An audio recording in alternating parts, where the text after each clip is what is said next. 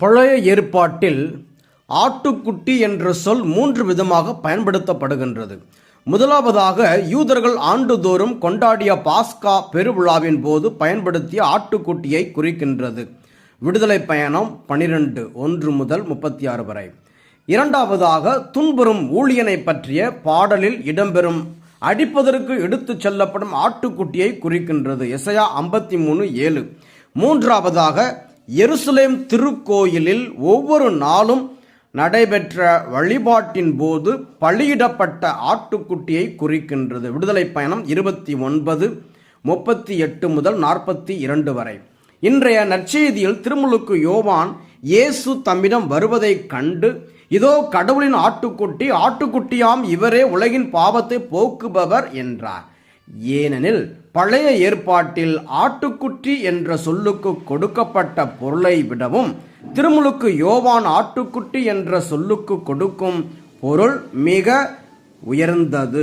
எபிரேயர் திருமுகத்தின் ஆசிரியர் குறிப்பிடுவது போல், காளைகள் வெள்ளாட்டு கிடாய்களின் இரத்தத்தால் பாவங்களை போக்க முடியாது. எபிரேயர் 10:4. ஆனால் இயேசு தன்னையே சிலுவையில் பலியாக தந்து உலகின் பாவங்களை போக்கினார். எபிரேயர் 10:12, திருவெளிப்பாடு 5:1 முதல் 6 வரை. அதனால்தான் திருமுழுக்கு யோவான் ஆட்டுக்குட்டியாம் இவரே உலகின் பாவத்தை போக்குபவர் என்றார். உலகின் பாவத்தை போக்க வேண்டும் என்றால் பாவம் இல்லாதவராலேயே முடியும்.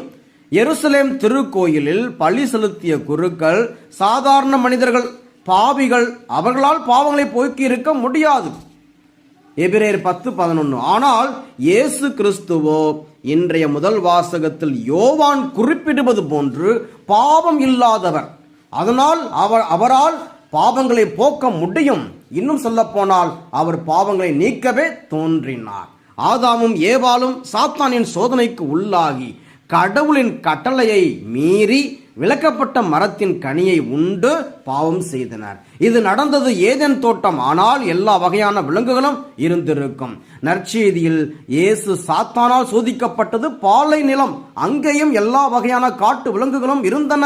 மார்க்கு 1:13. ஆகவே முதல் பெற்றோர் எங்கே சோதனைக்கு உள்ளாகி பாவம் செய்தார்களோ அங்கே இயேசு சோதனையை முறியடித்து பாவத்தை வெற்றி கொள்கின்றார். அதனால் இயேசுவை உலகின் பாவங்களை போக்க வந்த கடவுளின் ஆட்டுக்குட்டி என்று சொன்னது மிக பொருத்தமாகும். மேலும் பாவம் பெருகிய இடத்தில் அருள் பொங்கி வழிந்தது. ரோமையர் 5:20 என்றும் பவுலின் வார்த்தைகள் உண்மையாகின்றன.